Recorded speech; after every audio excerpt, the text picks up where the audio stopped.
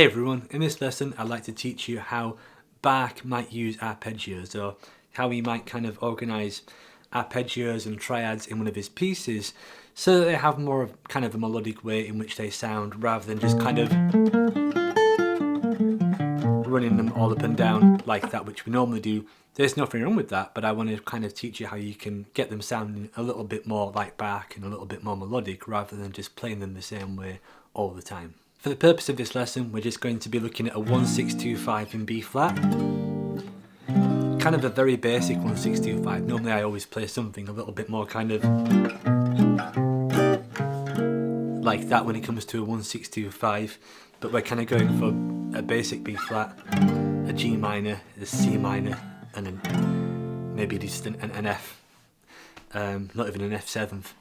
So we're going to be using a B flat here, and the pattern is basically to locate the root of the chord.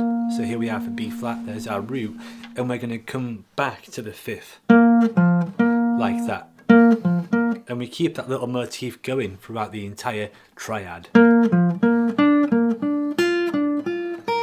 like that. And then the same thing, G minor, find the root. And then same thing for C minor. You might have to stretch to get the root there. And then F7, I'm kind of seeing this triad shape here. And I'm doing the same thing, so there's my root. And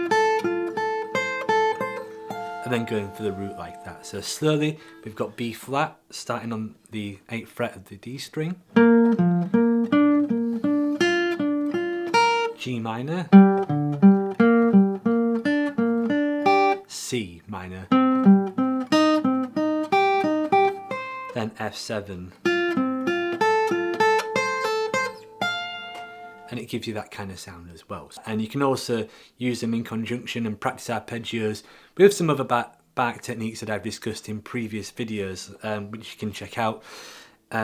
Things like thirds,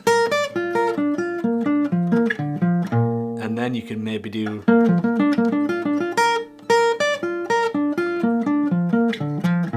you might want to also mix these up as well, so you can ascend with the pattern from this lesson, and